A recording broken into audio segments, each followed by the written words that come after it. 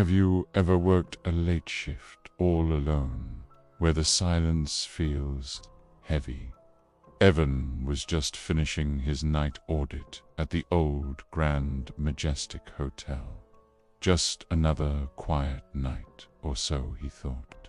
He was locking up the lobby, bathed in the dim glow of a single lamp, when he heard it. A soft, almost musical humming coming from the 4th floor.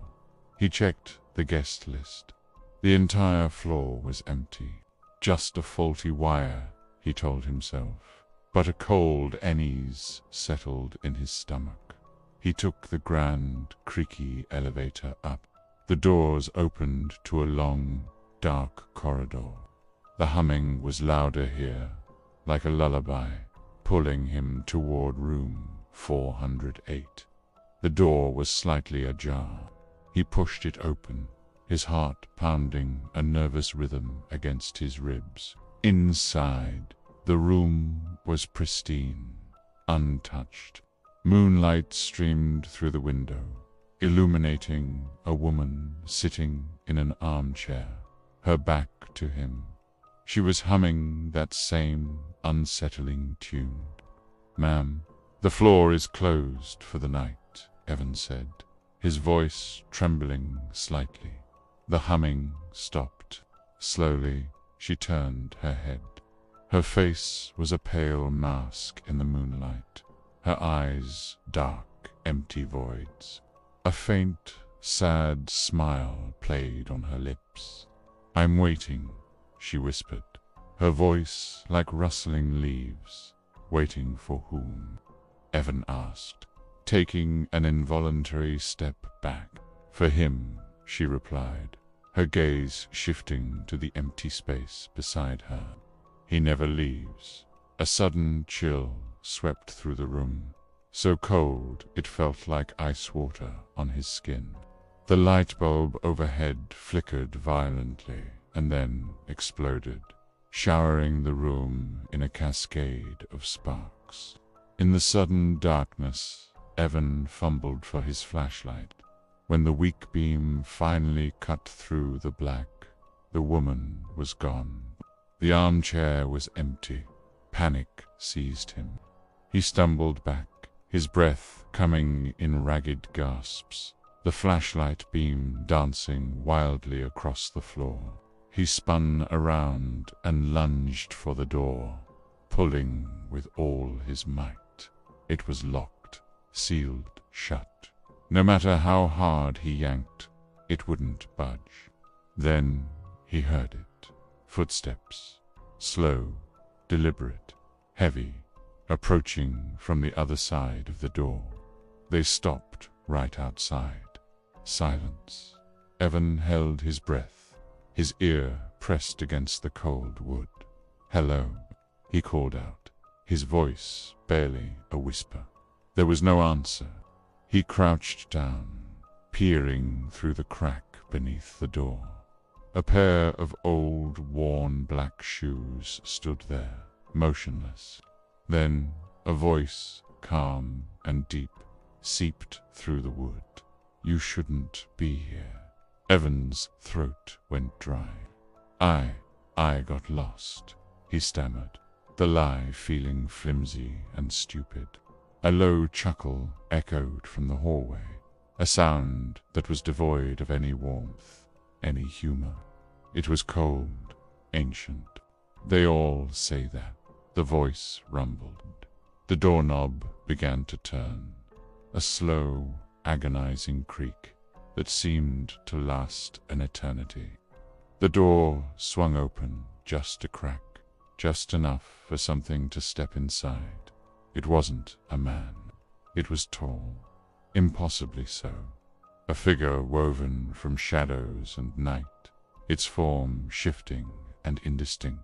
Where a face should have been, there was only a void, a swirling darkness that seemed to pull in all the light. "You shouldn't have listened to her," it whispered, the voice now right beside him, a chilling caress against his ear. Evan scrambled backward, away from the shadow thing, as the entire room seemed to come alive. It felt like he was inside a giant, breathing lung. The walls pulsed, swelling and contracting in a sickening rhythm. The air grew thick and heavy, vibrating with an unseen energy. And then came the screams. Not one, but dozens of them. A chorus of terror and despair, echoing from the very walls, from everywhere and nowhere at once. The floral wallpaper began to peel away in long, rotting strips, revealing words scratched deep into the plaster underneath. Over and over, the same phrase. No one leaves. The shadow creature glided closer, its formless hand stretching out towards him. Long, dark fingers reaching. Evan spun to run, to find any escape. But there was nowhere to go. The floor beneath his feet gave way without a sound, and he was falling, tumbling into an endless, silent darkness. The screams and the whispering voice fading into nothing. The next morning, the hotel manager arrived to a quiet lobby. Everything seemed normal, except for the empty front desk. Evan's jacket was still draped over the back of the chair, his car keys sitting next to the computer. The logbook was open, showing his last entry at 2:47 a.m. Worried, the manager checked the security cameras. The footage was unnervingly normal.